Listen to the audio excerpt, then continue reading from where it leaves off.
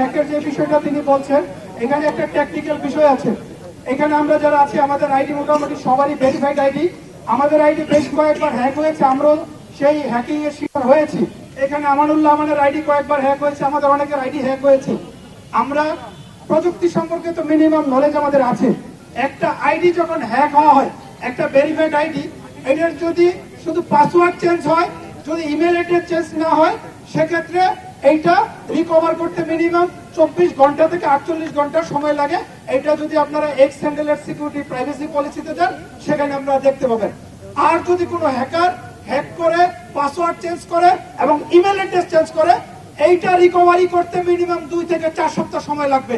তাহলে আমির সাহেবকে যে এক থেকে 1.5 ঘন্টা 2 ঘন্টার